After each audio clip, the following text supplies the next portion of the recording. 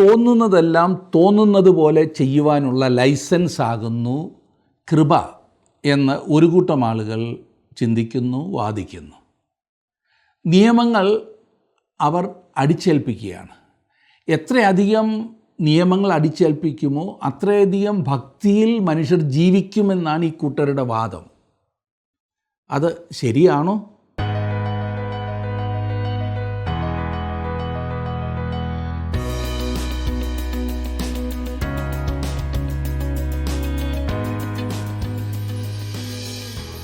കൃപയുടെ ഉപദേശം അപകടകാരിയാകുന്നു എന്ന് വാദിക്കുന്നവർ വാസ്തവത്തിൽ മറ്റുള്ളവരെ നിയന്ത്രിക്കുവാൻ ശ്രമിക്കുന്നതിനാലാണ് അങ്ങനെ വാദിക്കുന്നത് എന്നെനിക്ക് തോന്നാറുണ്ട്. അതിനവർ പറയുന്ന ഉപാധി, നാം നമ്മുടെ ആചാരങ്ങളും അനുഷ്ഠാനങ്ങളും നിയമങ്ങളും പ്രമാണങ്ങളും എല്ലാം നിരാകരിച്ച് നമ്മുടെ ഉന്നതമായ നിലവാരത്തെ, പ്രത്യേകിച്ച് പാരമ്പര്യത്തെ തള്ളിക്കളഞ്ഞാൽ സഭകൾ പിന്നെ നിലനിൽക്കില്ലല്ലോ എന്നാണ്. ദൈവത്തിൻ്റെ കൃപയെ പൂർണ്ണമായി അംഗീകരിക്കാതിരുന്നത് ആദ്യ നൂറ്റാണ്ടിലെ യഹൂദവിശ്വാസികൾ മാത്രമായിരുന്നില്ല. ഇന്നത്തെ പല സഭാവിഭാഗങ്ങളിലും കാണപ്പെടുന്ന കർശന നിയമവാദികളും ഈ കൃപയുടെ കാര്യത്തിൽ ആകെ അസ്വസ്ഥരാണ്. അവർ നൽകുന്ന മുന്നറിയിപ്പ് ജനങ്ങളെ ക്രിസ്തുവിൽ ഉള്ള ഈ സ്വാതന്ത്ര്യത്തെക്കുറിച്ച് പഠിപ്പിക്കരുത് എന്നത്രേ. അങ്ങനെ വന്നെന്നാൽ അത് മതപരമായ ഒരു തകർച്ചയിലേക്ക് നയിക്കുവാൻ സാധ്യതയുണ്ട് എന്ന് അവർ വാദിക്കുന്നു. അതാണ് അവരുടെ ഭയം. ഇക്കൂട്ടർ പൗലോസ് പഠിപ്പിച്ച കൃപയെ തെറ്റിദ്ധരിച്ചിരിക്കുകയാണ്. അങ്ങനെയുള്ള തെറ്റിദ്ധാരണകളെ പൗലോസ് തിരുത്തുന്നത് നമുക്കൊന്ന് നോക്കാം. ഇന്ന് നാം ഗലാത്യലേഖനം 4-ാം അധ്യായത്തിൻ്റെ 27 മുതലുള്ള വാക്യങ്ങളാണ് ചിന്തിക്കുന്നത്. ആ ഭാഗം എടുത്താട്ട് ഗലാത്യലേഖനം 4-ാം അധ്യായത്തിൻ്റെ 27 മുതൽ 5-ാം അധ്യായത്തിൻ്റെ 4 വരെയുള്ള വാക്യങ്ങൾ നമുക്ക് ഒരുമിച്ച് പഠിക്കാം.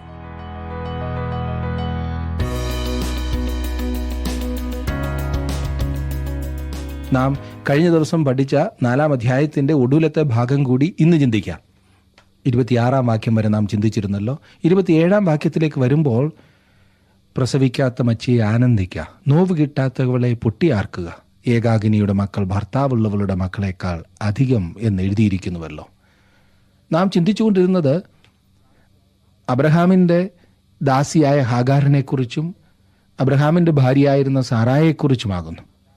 അവരിലൂടെ ഉണ്ടായ മക്കൾ എപ്രകാരമായിരുന്നോ അതുപോലെയാകുന്നു ന്യായപ്രമാണവും കൃപയും എന്ന് പൗലോസ് ഒരു ദൃഷ്ടാന്തത്തിലൂടെ വെളിപ്പെടുത്തുകയാണ്. സാറയിൽ നിന്നും കൂടുതൽ തലമുറകൾ ഉണ്ടായി, ഹാഗാറിൽ നിന്നുണ്ടായതിനേക്കാൾ കൂടുതൽ. എന്നാൽ സാറ ഇസഹാക്കിൻ്റെ ജനനം വരെ മച്ചിയായിരുന്നു. ഈ സാദൃശ്യത്തിലൂടെ പൗലോസ് പറയുന്നത്, ദൈവം കൃപയുടെ കീഴിൽ മനുഷ്യകുലത്തിലുള്ള കൂടുതൽ ആളുകളെ രക്ഷിക്കുന്നു. അതെ, മോശയിക ന്യായപ്രമാണത്താൽ, യാഗത്തിൻ്റെ പ്രമാണത്താൽ രക്ഷിച്ചതിനേക്കാൾ കൂടുതൽ എന്ന് ചുരുക്കം. 28-ാം വാക്യം, നാമോ സഹോദരന്മാരെ ഇസഹാക്കിനെ പോലെ വാഗ്ദത്തത്താൽ ജനിച്ച മക്കളാകുന്നു. വിശ്വാസികൾ ഇന്ന് വാഗ്ദത്തത്തിൻ്റെ മക്കളാകുന്നു. നമ്മുടെ ജനനം ഒരു പുതുജനനമാകുന്നു. അത് സംഭവിച്ചത് നാം ദൈവത്തിൻ്റെ വാഗ്ദത്തം വിശ്വസിച്ചതിനാലാണ്. തൻ്റെ ഏകജാതനായ പുത്രനിൽ വിശ്വസിക്കുന്ന ഏവനും നശിച്ചു പോകാതെ നിത്യജീവൻ പ്രാപിക്കേണ്ടതിന് അവനെ നൽകുവാൻ തക്കവണ്ണം ദൈവം ലോകത്തെ സ്നേഹിച്ചു. ദൈവം പറഞ്ഞത്, നാം അവനിൽ ആശ്രയിക്കുമെങ്കിൽ നാം വീണ്ടും ജനിക്കുമെന്നത്രേ. 1 പത്രോസ് 1:23 നാം വായിക്കുന്നത്, കെടുന്ന ബീജത്താലല്ല, കെടാത്തതിനാൽ ജീവനുള്ളതും നിലനിൽക്കുന്നതുമായ ദൈവവചനത്താൽ തന്നെ നിങ്ങൾ വീണ്ടും ജനിച്ചിരിക്കുന്നു എന്നത്രേ.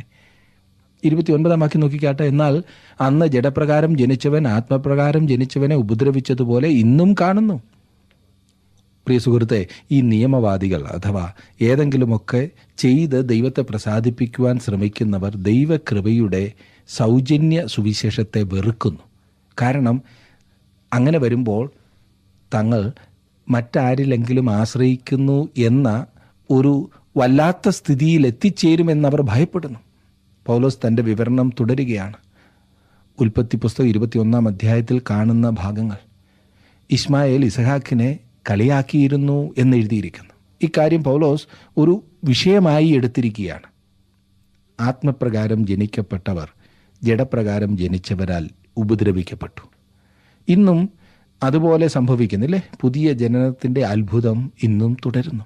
അങ്ങനെ ജനിക്കപ്പെട്ടവർ ഉപദ്രവിക്കപ്പെട്ടുകൊണ്ടിരിക്കുന്നു. 1 ദിനവൃത്താന്തം 5-ാം അധ്യായത്തിൻ്റെ 10ഉം 19ഉം വാക്യങ്ങളിലും 83-ാം സങ്കീർത്തനത്തിൻ്റെ 6 വാക്യത്തിലും വായിക്കുമ്പോൾ ഈ ശത്രുത്വം ശതവർഷങ്ങളായി തുടർന്നുകൊണ്ടിരിക്കുന്നു എന്ന് കാണാം. ഇന്ന് സത്യസുവിശേഷം അനുഷ്ഠിക്കുന്ന ആളുകൾക്ക് ഈ പറയുന്നതായ വിധത്തിൽ മുൻപോട്ട് പോകുന്ന ആളുകളെ ഇഷ്ടപ്പെടുന്നില്ല. ചരിത്രം അത് ശരിവെക്കുന്നു. കർത്താവായ യേശുക്രിസ്തുവിനെതിരായി പരീശന്മാരുടെയും മറ്റുള്ളവരുടെയും എതിർപ്പ് കാണുവാൻ സാധിക്കും. യഹൂദന്മാരുടെ ഉപദ്രവം പൗലോസിന് സത്യവിശ്വാസികളോട് റോമാക്കാർക്കുണ്ടായ ഏറ്റവും ഹീനമായ ഉപദ്രവം, സ്ഥാപിക്കപ്പെട്ട വലിയ ക്രിസ്തീയ മതക്കാർക്ക് സുവിശേഷം പ്രസംഗിക്കുന്ന ആളുകളോട് അല്ല, അത് അനുസരിക്കുന്ന ആളുകളോടുള്ള എതിർപ്പ്, ഇത് എന്നും നമുക്ക് കാണാവുന്നതാണല്ലേ. അതത്ര പൗലോസ് ഇവിടെ പറയുന്നത്. ഇനി 30-ാം വാക്യം, തിരുവെഴുത്തോ എന്തു പറയുന്നു? ദാസിയെയും മകനെയും പുറത്താക്കി കളക, ദാസിയുടെ മകൻ സ്വതന്ത്രയുടെ മകനോടുകൂടെ അവകാശിയാകുകയില്ല. അബ്രഹാമിൻ്റെ ഭവനത്തിലെ കൊടുങ്കാറ്റിൻ്റെ അനുഭവം ഹാഗാറിനെയും ഇസ്മായിലിനെയും പുറത്താക്കിയതോടെ അവസാനിച്ചു. ഇതേ കാര്യം തന്നെ ഗലാത്യരോട് ചെയ്യുവാനാണ് പൗലോസ് ആവശ്യപ്പെടുന്നത്. ദൈവം ഉപേക്ഷിച്ചതായ ന്യായപ്രമാണത്തിൻ്റെ പ്രവൃത്തിയെ തള്ളിക്കളയുവാനാണ് അവരോട് പറയുന്നത്. അതിനെക്കൊണ്ട് യാതൊരു പ്രയോജനവുമില്ല എന്ന്, അത് പ്രശ്നമേ ഉണ്ടാക്കൂ. അവകാശവും ആത്മീയ അനുഗ്രഹങ്ങളും സ്വതന്ത്രയുടെ മക്കൾക്കുള്ളതാണ്. രക്ഷിക്കപ്പെട്ടവർക്കും അല്ലാത്തവർക്കും ഇടയിൽ യാതൊരു കൂട്ടായ്മയുമില്ല. ഇന്ന് സഭയിൽ കാണുന്ന ഈ കൂട്ടിക്കലർച്ച എന്ത് ദോഷമാണ് ഉണ്ടാക്കുന്നതെന്നറിയാമോ? അത് വചനത്തിൽ ഒരിക്കലും പറഞ്ഞിട്ടില്ലാത്തതാണ്. 31-ാം വാക്യം, അങ്ങനെ സഹോദരന്മാരെ, നാം ദാസിയുടെ മക്കളല്ല, സ്വതന്ത്രയുടെ മക്കളത്രേ. അബ്രഹാമിന് സാറായുടെയും ഹാഗാറിൻ്റെയും മക്കളെ ഒരുമിച്ച് വെക്കുവാൻ സാധ്യമല്ല. അവനൊരു തെരഞ്ഞെടുപ്പ് ആവശ്യമായിരുന്നു. അങ്ങനെ ഹാഗാറിൻ്റെയും അവളുടെ മകനെയും പുറത്താക്കി. പൗലോസ് പറയുകയാണ്, നിങ്ങൾക്ക് ന്യായപ്രമാണത്താലും കൃപയാലും രണ്ടിനാലും കൂടി രക്ഷിക്കപ്പെടുവാൻ സാധ്യമല്ല. അവ രണ്ടും ഒരുമിച്ച് പോകുന്നതേ അല്ല. ക്രിസ്തുവിലുള്ള വിശ്വാസത്താൽ നിങ്ങൾ രക്ഷിക്കപ്പെട്ടുവെങ്കിൽ വാസ്തവമായും നിങ്ങൾ സ്വതന്ത്രരാകുന്നു എന്നാണ് പറയുന്നത്. ന്യായപ്രമാണം വീണ്ടും ബന്ധനമാണ്.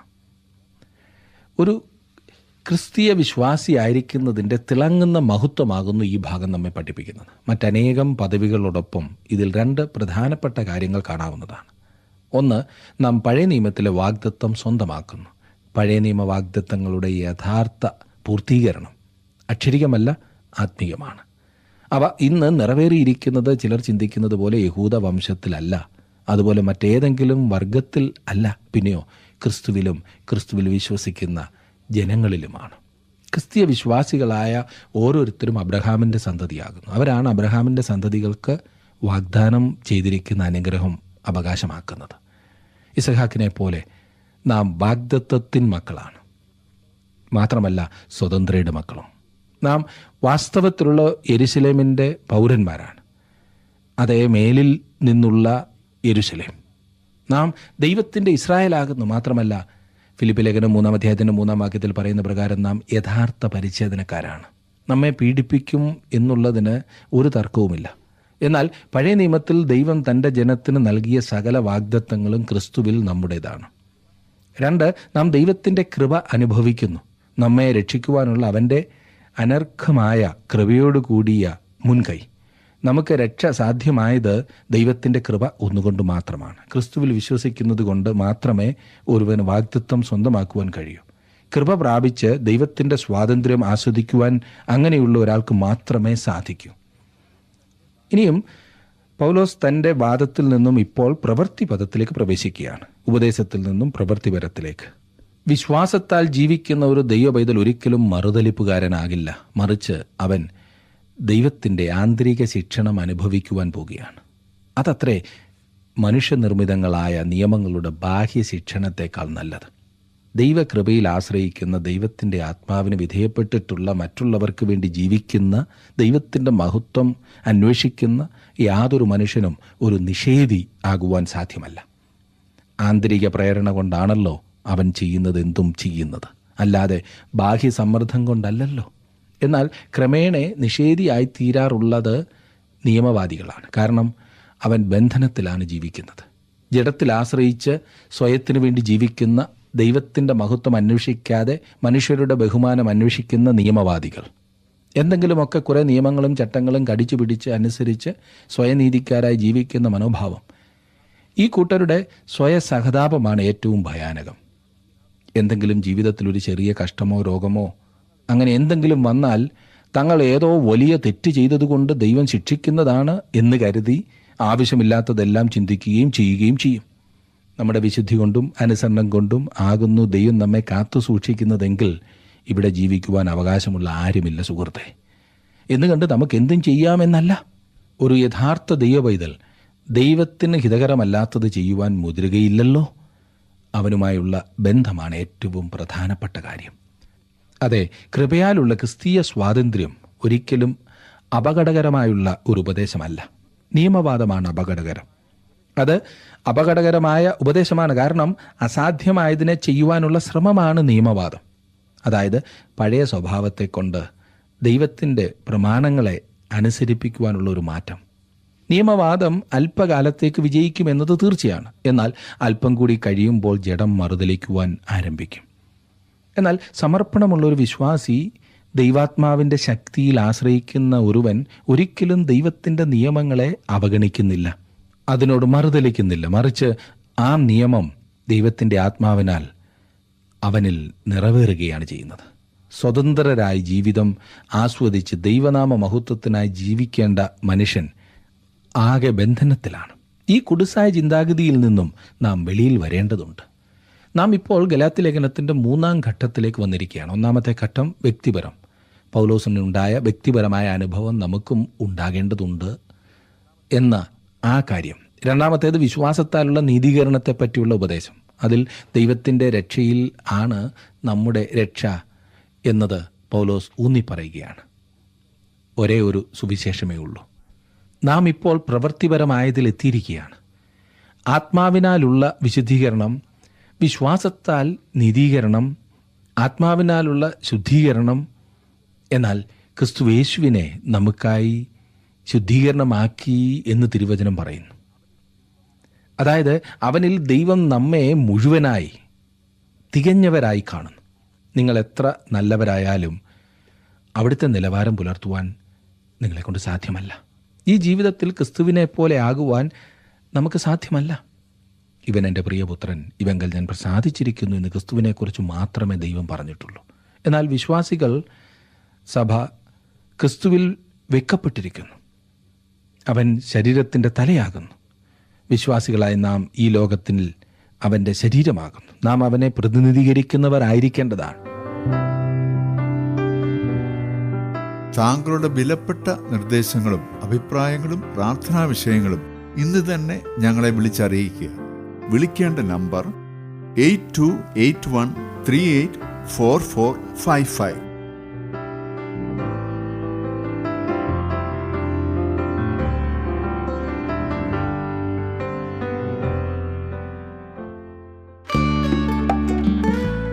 ഇന്നത്തെ പ്രോഗ്രാം താങ്കൾക്ക് ഇഷ്ടപ്പെട്ടുവോ?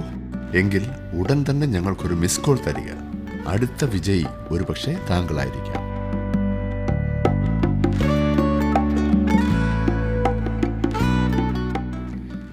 വിശുദ്ധീകരണത്തിൻ്റെ വിധം ആത്മാവിനാലാകുന്നു. ആത്മാവും ജഡവും എങ്ങനെ എതിരായിരിക്കുന്നു എന്നതാണ് ഈ ഭാഗത്ത് നാം കാണുവാൻ പോകുന്നത്. ഒന്നുകിൽ ഇത് നിങ്ങൾ തന്നെ ചെയ്യുക എന്ന വിധത്തിലുള്ള ക്രിസ്ത്യ ജീവിതം, അതല്ലാത്ത പക്ഷം നിങ്ങളിലൂടെ മറ്റ് ആരെങ്കിലും ചെയ്യേണ്ട ജീവിതം. അവൻ പ്രവർത്തിക്കുന്ന വിധം താങ്കളിലൂടെ ആകുന്നു എന്നത്രേ ഇവിടെ കാണിക്കുവാൻ പോകുന്നത്. ക്രിസ്തുവിൽ നമുക്കുള്ള സ്വാതന്ത്ര്യത്തെക്കുറിച്ച് പറഞ്ഞുകൊണ്ടാണ് പൗലോസ് ഈ പ്രവൃത്തിപരമായ ഭാഗം ആരംഭിക്കുന്നത്. 5-ാം അധ്യായത്തിൻ്റെ ആദ്യത്തെ 15 വാക്യങ്ങളിൽ പൗലോസിൻ്റെ വിഷയം വിശ്വാസത്താൽ രക്ഷിക്കപ്പെട്ടു ന്യായപ്രമാണത്താൽ ജീവിക്കുന്നതിനാൽ കൃപയിൽ നിന്നും വീഴുന്നു എന്ന കുറ്റകൃത്യം ചെയ്യുന്നു. ഇതത്രേ കൃപയിൽ നിന്നും വീഴുക എന്നതിൻ്റെ അർത്ഥം. താങ്കൾ വിശ്വാസത്താൽ രക്ഷിക്കപ്പെട്ടു, തുടർന്ന് താങ്കൾ വളരെ താണ ഒരു നിയമവാദത്തിൻ്റെ നിലവാരത്തിൽ ജീവിക്കുക. ഈ ഭാഗത്ത് നാം ഈ വിഷയം വിവരിച്ചിരിക്കുന്നത് കാണുന്നതാണ്. 5-ാം അധ്യായത്തിൻ്റെ 1-ാം വാക്യം ഞാൻ വായിക്കട്ടെ. സ്വാതന്ത്ര്യത്തിനായിട്ട് ക്രിസ്തു നമ്മെ സ്വതന്ത്രരാക്കി, ആകയാൽ അതിൽ ഉറച്ചു നിൽപ്പീൻ. അടിമനുഖത്തിൻ പിന്നെയും കുടുങ്ങിപ്പോകരുത്. ന്യായപ്രമാണത്താലല്ല, വിശ്വാസത്താൽ നാം രക്ഷിക്കപ്പെട്ടു എന്ന് മാത്രമല്ല, പിന്നെയോ ഒരു വിശ്വാസിയുടെ ജീവിതത്തിൻ്റെ മാനദണ്ഡം ന്യായപ്രമാണമാകുവാനും പാടില്ല. നാം ന്യായപ്രമാണത്താൽ ജീവിക്കുവാനേ പാടില്ല. ന്യായപ്രമാണത്തിലെ കാര്യങ്ങൾ ക്രിസ്തീയ ജീവിതത്തിൽ അതിൻ്റെ നിയമങ്ങളല്ല. പൗലോസ് പറയുന്നത് നാം കൃപയാൽ രക്ഷിക്കപ്പെട്ടതിനാൽ നാം അതേ ജീവിത മാർഗത്തിൽ തന്നെ മുൻപോട്ട് പോകേണ്ടതാണ്. ന്യായപ്രമാണം ആവശ്യപ്പെടുന്നതിനേക്കാൾ ഉന്നതമായ ഒരു നിലയിൽ ജീവിക്കുന്നതിനാവശ്യമായ ആത്മാവിൻ്റെ അധിവാസവും നിറവും നൽകുന്നത് കൃപയാകുന്നു. നാം ക്രിസ്തുവിനെ നമ്മുടെ രക്ഷകനായി അംഗീകരിക്കുമ്പോൾ ഇതൊക്കെ നമ്മുടെ പങ്കായിത്തീരും. ക്രിസ്തുവിലാണ് നാം എല്ലാം പ്രാപിക്കുന്നത്, രക്ഷയും വിശുദ്ധീകരണവും എല്ലാം. ഞാൻ രണ്ടാമതൊരു അനുഗ്രഹം അന്വേഷിക്കേണ്ടതുണ്ട് എന്ന് എന്നോട് പറയരുതേ. ഞാൻ ക്രിസ്തുവിങ്കിലേക്ക് വന്നപ്പോൾ എനിക്ക് ആവശ്യമുള്ളതെല്ലാം എനിക്ക് ലഭിച്ചു. കർത്താവായ യേശു ക്രിസ്തുവിൽ എല്ലാ ആത്മീക അനുഗ്രഹങ്ങളാലും ഞാൻ അനുഗ്രഹിക്കപ്പെട്ടിരിക്കുന്നു എന്ന് പൗലോസ് പറയുന്നു. നമുക്ക് അവനെ വിശ്വസിക്കാം, അവനിൽ ആശ്രയിക്കുവാൻ ആരംഭിക്കാം. എന്തെങ്കിലും നിയമസംഹിതകളോ ഒരു കൂട്ടം പ്രമാണങ്ങളോ അനുസരിക്കുവാൻ ശ്രമിക്കുന്നത് നമുക്ക് അവസാനിപ്പിക്കാം. നമുക്ക് ക്രിസ്തുവിൽ ഒരു സ്വാതന്ത്ര്യമുണ്ട്. ഏതെങ്കിലും ഒരു ചെറിയ ചട്ടക്കൂട്ടിനുള്ളിൽ അവൻ നമ്മെ ഒരിക്കലും ഒതുക്കി സൂക്ഷിക്കില്ല. 10 കൽപ്പനകൾ നാം ഒരിക്കലും നമ്മുടെ ജീവിത പ്രമാണമായി ഉപയോഗിക്കില്ല. നാം 10 കൽപ്പനകൾ ലംഘിക്കണമെന്നല്ല ഞാൻ അർത്ഥമാക്കിയത്. നിങ്ങൾക്കത് മനസ്സിലായല്ലോ. അങ്ങനെ ആ കൽപ്പനകളിൽ പലതും ലംഘിച്ചാൽ അത് നമ്മെ അറസ്റ്റ് ചെയ്യുവാനുള്ള ഒരു കാരണമാകുമെന്നത് നമുക്കറിയാം. ഒരു ദൈവപൈതൽ തീർച്ചയായും 10 കൽപ്പനകൾ ലംഘിക്കുവാൻ പാടില്ല. എന്നാൽ നാം അതിനേക്കാളൊക്കെ ഉയർന്നൊരു നിലവാരത്തിൽ ജീവിക്കുവാൻ വിളിക്കപ്പെട്ടവരാണ്. ആ നിലവാരമാണ് ക്രിസ്തുവിലുള്ള സ്വാതന്ത്ര്യം ആസ്വദിക്കുവാൻ കഴിയുന്ന അവസ്ഥ. എനിക്ക് കർത്താവായ യേശു ക്രിസ്തുവിലൊരു സ്വാതന്ത്ര്യമുണ്ട്. ആ സ്വാതന്ത്ര്യം ഒരു നിയമമല്ല, പിന്നെയോ ഒരു പ്രമാണം. അത് ഞാൻ അവനെ പ്രസാദിപ്പിക്കണം എന്നുള്ളതത്രേ. എൻ്റെ പെരുമാറ്റം യേശുക്രിസ്തുവിനെ പ്രസാദിപ്പിക്കുന്നതായിരിക്കണം. താങ്കളെ പ്രസാദിപ്പിക്കുവാനല്ല, ഏതെങ്കിലും ഒരു സംഘടനയെ പ്രസാദിപ്പിക്കുവാനല്ല, പിന്നെയോ യേശുക്രിസ്തുവിനെ മാത്രം പ്രസാദിപ്പിക്കുക. യേശുക്രിസ്തുവിൽ നമുക്കുള്ള സ്വാതന്ത്ര്യം അതത്രേ. സ്വാതന്ത്ര്യത്തിനായി ക്രിസ്തു നമ്മെ സ്വതന്ത്രരാക്കി. അടിമനുഖത്തിൽ പിന്നെയും കുടുങ്ങിപ്പോകരുത്. 2-ാം വാക്യത്തിൽ നാം വായിക്കുന്നത്, നിങ്ങൾ പരിച്ഛേദന ഏറ്റാൽ ക്രിസ്തുവിനെ കൊണ്ട് നിങ്ങൾക്കൊരു പ്രയോജനവുമില്ല എന്ന് പൗലോസായ ഞാൻ നിങ്ങളോട് പറയുന്നു. ന്യായപ്രമാണത്തിൻ്റെ അടയാളം, അതിൻ്റെ ആ ബാഡ്ജ് ആയിരുന്നു പരിച്ഛേദന. സാധാരണ ബാഡ്ജ് ഉപയോഗിക്കുന്നത് തിരിച്ചറിയുവാനാണല്ലോ. താങ്കൾ ഏത് സംഘടനയുടേതാണ് അല്ലെങ്കിൽ ഏത് ഗ്രൂപ്പിൻ്റേതാകുന്നു എന്ന് കാണിക്കുവാൻ. ചില ആളുകൾ വിശ്വാസികൾ എന്നുള്ള ഒരു ബാഡ്ജ് ധരിക്കേണ്ടതുണ്ട് എന്നത്ര ഞാൻ കരുതുന്നത്. അല്ലെങ്കിൽ അവർ അതാകുന്നു എന്നറിയുവാൻ വളരെ പ്രയാസമാകും. എന്നാൽ പൗലോസ് പറയുന്നത്, നിങ്ങൾ ന്യായപ്രമാണത്തിൻ്റെ അടയാളം ധരിക്കുന്നിടത്തോളം, അതായത് പരിച്ഛേദന, ക്രിസ്തു നിനക്ക് യാതൊരു പ്രയോജനവും ആകുകയില്ല എന്നത്രേ. പൗലോസ് ഇവിടെ പറയുന്നത് എന്താകുന്നു എന്ന് ശ്രദ്ധിക്കുക. താങ്കൾ ക്രിസ്തുവിൽ ആശ്രയിക്കുകയും അതിൻ്റെ കൂട്ടത്തിൽ മറ്റെന്തെങ്കിലും കൂടി ആശ്രയിച്ചെന്നാൽ താങ്കൾ രക്ഷിക്കപ്പെടുന്നില്ല. പരിച്ഛേദനയോ അതുപോലെ എന്തെങ്കിലും ഒരു കർമ്മമോ കൂടി ക്രിസ്തുവിൻ്റെ കൂടെ രക്ഷയ്ക്ക് താങ്കൾ കരുതിയെന്നാൽ ക്രിസ്തുവിനെ കൊണ്ട് താങ്കൾക്ക് യാതൊരു പ്രയോജനവുമില്ല. താങ്കളുടെ സ്വന്തം ഒരു പ്രതിവിധി ഉണ്ടാക്കിയാൽ ക്രിസ്തു എങ്ങനെ പ്രയോജനപ്പെടുവാനാണ്? ഇതേക്കുറിച്ച് വളരെ ഭക്തനായ ഒരു മനുഷ്യൻ പറഞ്ഞത് ഏതാണ്ട് ഇപ്രകാരമാണ്: ഞാൻ ക്രിസ്തുവിനെ മാത്രമാണ് ആശ്രയിക്കുന്നത്. കാരണം ഞാൻ അവിടുത്തെ സന്നിധിയിൽ നിൽക്കേണ്ടി വരുമ്പോൾ അവൻ എന്നോട് ചോദിക്കും, നീ എന്തിനാണ് ഇവിടെ വന്നത് എന്ന്. അപ്പോൾ എനിക്ക് പറയുവാൻ കഴിയും, ഞാൻ അങ്ങയെ എൻ്റെ രക്ഷകനായി ആശ്രയിച്ചതിനാലാണ് ഇവിടെ വന്നത് എന്ന്. അത് വളരെ നല്ലൊരു കാര്യമാണല്ലോ. എന്നാൽ നീ അതിന് എന്ത് ചെയ്തു? നീ ഒരു വലിയ പ്രസ്ഥാനത്തിൻ്റെ സ്ഥാപക പ്രസിഡൻ്റാണെന്നും നീ ഒരു പുരാതന അല്ലെങ്കിൽ വേർപെട്ട സഭയിലെ അംഗമായിരുന്നെന്നും നീ സ്നാനപ്പെട്ടവനാണെന്നും വളരെയേറെ പ്രസംഗങ്ങൾ ചെയ്തിട്ടുണ്ടെന്നും നിൻ്റെ കുടുംബം വളരെ പ്രശസ്തമാണെന്നും നീ ഒരുപാട് നല്ല കാര്യങ്ങൾ ചെയ്തിട്ടുണ്ടെന്നും ഒക്കെ ഞാൻ കേട്ടു. അതിന് എൻ്റെ മറുപടി, അതൊക്കെ സത്യമാണ് കർത്താവേ, എന്നാൽ ഈ പറഞ്ഞതിൽ ഒന്നിലും ഞാൻ എൻ്റെ രക്ഷയ്ക്കായി ആശ്രയിച്ചിട്ടില്ല. ഞാൻ അങ്ങയെ മാത്രമേ എൻ്റെ രക്ഷയ്ക്കായി ആശ്രയിച്ചിട്ടുള്ളൂ. പ്രിയ സുഹൃത്തെ, താങ്കൾ ക്രിസ്തുവിനെ ആശ്രയിക്കുന്നത് ഈ പറഞ്ഞതുപോലെ ആകുന്നുവോ? നിങ്ങൾ പരിച്ഛേദന ഏറ്റാൽ ക്രിസ്തുവിനെ കൊണ്ട് നിങ്ങൾക്കൊരു പ്രയോജനവും ഇല്ല എന്ന് പൗലോസ് വളരെ ശക്തമായ ഭാഷയിലാണ് പറയുന്നത്. ക്രിസ്തുവിനെ ഒഴിച്ച് മറ്റെന്തെങ്കിലും ആകുന്നു താങ്കൾ ആശ്രയിക്കുന്നതെങ്കിൽ താങ്കൾ ഒരു ക്രിസ്ത്യാനിയല്ല. 3-ാം വാക്യത്തിൽ നാം വായിക്കുന്നത്, പരിച്ഛേദന ഏൽക്കുന്ന ഏത് മനുഷ്യനോടും അവൻ ന്യായപ്രമാണം മുഴുവനും നിവർത്തിപ്പാൻ കടംപെട്ടിരിക്കുന്നു എന്ന് ഞാൻ പിന്നെയും സാക്ഷീകരിക്കുന്നു. താങ്കൾക്കിഷ്ടമുള്ളതൊക്കെ ന്യായപ്രമാണത്തിൽ നിന്നും സ്വീകരിച്ചിട്ട് ബാക്കിയുള്ളതൊക്കെ കളയുവാൻ താങ്കൾക്ക് സാധിക്കില്ല. ന്യായപ്രമാണത്തിൽ പറഞ്ഞിരിക്കുന്ന ശിക്ഷകളും പിഴകളും മറ്റ് അനേകം കാര്യങ്ങളും വിട്ടുകളയുവാൻ താങ്കൾക്ക് കഴിയുകയില്ല. താങ്കൾ ഒന്നുകിൽ ന്യായപ്രമാണം മുഴുവൻ എടുക്കണം, അല്ലെങ്കിൽ ഒന്നും എടുക്കരുത്. ഞാൻ ന്യായപ്രമാണത്തിൻ്റെ കീഴിലല്ല എന്നതിനാൽ ഞാൻ വളരെയേറെ സന്തോഷിക്കുന്നു. എനിക്ക് ക്രിസ്തുവിൽ സ്വാതന്ത്ര്യമുണ്ട്. എനിക്ക് എപ്പോഴും അവനെ പ്രസാദിപ്പിക്കുവാൻ കഴിയുന്നില്ല എന്നത് എൻ്റെ ഒരു പ്രശ്നമാണ്. എന്നാൽ ഞാൻ പ്രസാദിപ്പിക്കുവാൻ ആഗ്രഹിക്കുന്നത്, ശ്രമിക്കുന്നത് അവനെ മാത്രമാണ്. ഞാൻ ഏതെങ്കിലും നിയമസംഹിതകളെ അനുകരിക്കുവാൻ ശ്രമിക്കുകയല്ല ചെയ്യുന്നത്. പരിച്ഛേദന ഏൽക്കുന്ന ഏത് മനുഷ്യനോടും അവൻ ന്യായപ്രമാണം മുഴുവനും നിവർത്തിപ്പാൻ കടംപെട്ടിരിക്കുന്നു എന്ന് ഞാൻ പിന്നെയും സാക്ഷീകരിക്കുന്നു. 4-ാം വാക്യം നോക്കിക്കാട്ടെ. ന്യായപ്രമാണത്താൽ നീതീകരിക്കപ്പെടുവാൻ ഇച്ഛിക്കുന്ന നിങ്ങൾ ക്രിസ്തുവിനോട് വേർപെട്ടുപോയി, നിങ്ങൾ കൃപയിൽ നിന്ന് വീണുപോയി. ക്രിസ്തുവിൽ വിശ്വസിച്ചതിനാലാണ് നിങ്ങൾ രക്ഷിക്കപ്പെട്ടതെങ്കിൽ അതിനുശേഷം ന്യായപ്രമാണത്താൽ ജീവിക്കുക എന്ന താണ നിലയിലേക്ക് ഇറങ്ങുന്നതിനാൽ താങ്കൾ കൃപയിൽ നിന്നും വീണിരിക്കുന്നു. ഇതത്ര കൃപയിൽ നിന്നും വീഴുക എന്നുള്ളതിൻ്റെ യഥാർത്ഥ അർത്ഥം.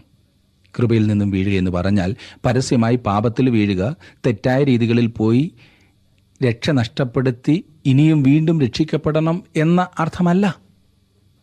അങ്ങനൊരു സൂചന ഇവിടെയില്ല. രക്ഷ നഷ്ടപ്പെട്ടു എന്ന് കാണിക്കുവാനാണ് പലരും കൃപയിൽ നിന്നും വീണുപോയി എന്ന പ്രയോഗം കൊണ്ട് അർത്ഥമാക്കുന്നത്. ഈ അധ്യായത്തിൻ്റെ തുടർന്നുള്ള ഭാഗത്ത് കൃപയിൽ നിന്നും വീഴുക എന്നുള്ള വിഷയത്തെയാണ് പൗലോസ് കൈകാര്യം ചെയ്യുന്നത്. സുഹൃത്തെ, റോമാലേഖനത്തിലും അവൻ ഇതേ വിഷയം കൈകാര്യം ചെയ്യുന്നു. റോമാലേഖനത്തിൽ സകലവും നഷ്ടപ്പെടുത്തിയ മനുഷ്യനെക്കുറിച്ച് പറഞ്ഞുകൊണ്ടാണ് ആരംഭിക്കുന്നത്. നീതിയില്ലാത്ത, ആകെ നശിച്ച, ചീഞ്ഞ ഒരു പഴം പോലെ പ്രയോജനമില്ലാത്തവനായ മനുഷ്യൻ ദൈവസന്നിധിയിൽ ഒരു പാപിയാകുന്നു. റോമാലേഖനത്തിൻ്റെ ഉപസംഹാരത്തിൽ നാം കാണുന്നത് മനുഷ്യൻ ദൈവത്തിൻ്റെ ശുശ്രൂഷയിലും ചില കാര്യങ്ങളൊക്കെ ചെയ്യുവാനായി നിയോഗിക്കപ്പെട്ടവനുമാകുന്നു എന്നത്രേ. അതിനുവേണ്ടി അവനെ പ്രചോദിപ്പിക്കുന്നു. ചില കാര്യങ്ങളൊക്കെ ചെയ്യുവാൻ അവനെ പ്രചോദിപ്പിക്കുക മാത്രമല്ല, അവൻ ദൈവത്തിനു വേണ്ടി അവൻ ജീവിക്കുവാൻ അവനെ പ്രചോദിപ്പിക്കുന്നു. വീഴ്ച സംഭവിച്ച മനുഷ്യൻ്റെ അവസ്ഥയിലും ദൈവത്തിൻ്റെ ശുശ്രൂഷയിലായിരിക്കുന്ന അവസ്ഥയിലുമുള്ള ദൈവത്തിൻ്റെ 2 അത്ഭുതകരമായ പ്രവർത്തനങ്ങളുണ്ട്. ഇവ രക്ഷയും വിശുദ്ധീകരണവുമാകുന്നു. രക്ഷയെന്നാൽ വിശ്വാസത്താലുള്ള നീതീകരണമാകുന്നു എന്ന് നാം കണ്ടുവല്ലോ. അത് വളരെയേറെ പ്രധാനപ്പെട്ട കാര്യമാകുന്നു.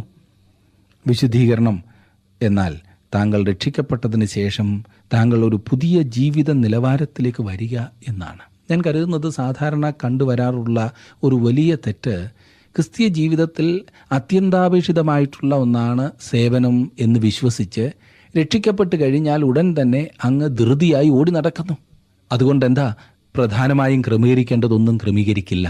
പ്രത്യേകിച്ചും ജീവിതം സാക്ഷി പറയുവാനും പ്രസംഗിക്കുവാനും സേവിക്കുവാനും ഓടി നടക്കുന്നതിനാൽ സ്വന്തം ജീവിതത്തിൽ വരുത്തേണ്ട ക്രമീകരണങ്ങളെക്കുറിച്ച് അറിവില്ലാതെ പോകുന്നു. ആദിമസഭ അതിൻ്റെ ജീവിത രീതിയിലായിരുന്നു കൂടുതൽ ശ്രദ്ധ ചെലുത്തിയത്. ആ ജീവിതം ലോകത്തിനൊരു സാക്ഷ്യമായി തീർന്നു. ഇന്ന് പുറത്തുള്ള ലോകം ക്രിസ്തുവിൻ്റെ സഭയെ നോക്കിയിട്ട് അതിനെ വിട്ടുപോകുന്നു. കാരണം നാം വളരെ ധൃതിയിലാണ്, ചിതലുകളെപ്പോലെ ധൃതിയിലാണ്, വഴിവിട്ട ധൃതി. എന്നാൽ നമ്മുടെ സാക്ഷ്യത്തെ പിന്താങ്ങുന്ന ജീവിതങ്ങൾ നമുക്കില്ല.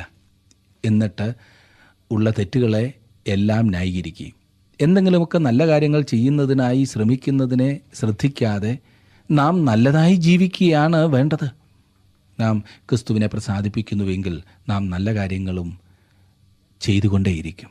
ഞാൻ വിശ്വസിക്കുന്നത് റോമാലേഖനത്തിലും എഫേസ്യ ലേഖനത്തിലും ഏറ്റവും കൂടുതൽ പറഞ്ഞിരിക്കുന്നത് വിശുദ്ധീകരണത്തെക്കുറിച്ചാണ്. ഇനിയും ദൈവം ഒരു രക്ഷിക്കപ്പെട്ട പാപിയെ എങ്ങനെയാണ് നല്ലതാകുന്നത്? അതെ, അവന് ഒരു പുതിയ സ്വഭാവം നൽകുന്നു. തുടർന്നവൻ ന്യായപ്രമാണം പാലിക്കണം, ഇല്ലേ? ഓ, അങ്ങനെയല്ല, തീർച്ചയായുമല്ല. അതുകൊണ്ട് അവൻ ന്യായപ്രമാണത്തെ ലംഘിക്കണമെന്നർത്ഥമില്ല. എന്നാൽ ഉന്നതമായൊരു നിലവാരത്തിൽ ജീവിക്കുവാൻ വിളിക്കപ്പെട്ടവനാണ് അവൻ. പഴയ സ്വഭാവത്തിൽ യാതൊരു നന്മയുമില്ല. പൗലോസ് അത് കണ്ടുപിടിച്ചു.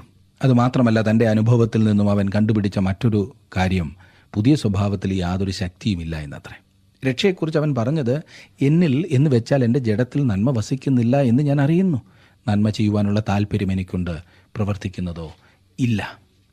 രക്ഷിക്കപ്പെട്ട ഒരു വ്യക്തിയായ പൗലോസ് വിളിച്ചു പറയുന്നത് റോമാലേഖനം 7-ാം അധ്യായത്തിൻ്റെ 24-ാം വാക്യം, അയ്യോ, ഞാൻ അരിഷ്ട മനുഷ്യൻ, ഈ മരണത്തിന് അധീനമായ ശരീരത്തിൽ നിന്ന് എന്നെ ആര് വിടുവിക്കും? തൻ്റെ രക്ഷ തനിക്ക് നഷ്ടപ്പെടുവാൻ പോകുന്ന ആ ഭയം അവനില്ലായിരുന്നു. എന്നാൽ അവൻ തോൽവിയടഞ്ഞൊരു വിശ്വാസിയായിരുന്നു. ദൈവം ഒരു പുതിയ പ്രമാണം നൽകുന്നു. നാം ഇപ്പോൾ പഠിച്ചുകൊണ്ടിരിക്കുന്ന ഈ അധ്യായത്തിൽ നാം കാണുന്നത് ആ പുതിയ പ്രമാണം ആത്മാവിൻ്റെ ഫലമാകുന്നു എന്നത്രേ. ഈ പറഞ്ഞതുപോലെ ഒരു ക്രിസ്തീയ ജീവിതം നയിക്കുന്നത് പലരെ സംബന്ധിച്ചും ചന്ദ്രനിൽ പാർക്കുന്നത് പോലെ അസാധ്യമായതെന്തോ ആകുന്നു. അവർ അവിടെ ജീവിക്കുവാൻ പ്രതീക്ഷിക്കുന്നില്ല. അതിനുള്ള സാധ്യതകളെക്കുറിച്ച് ഒരുപക്ഷെ അവർ ഒരിക്കലും കേട്ട് കാണുക പോലുമില്ല. പലർക്കും ക്രിസ്തീയ ജീവിതം ഒരു പ്രയാസമേറിയ സംഗതിയായി തോന്നുന്നതിന് കാരണം അവർ സ്വയമേ അത് ജീവിക്കുവാൻ ശ്രമിക്കുന്നതിനാലാണ് എന്ന കാര്യത്തിൽ തർക്കമില്ല.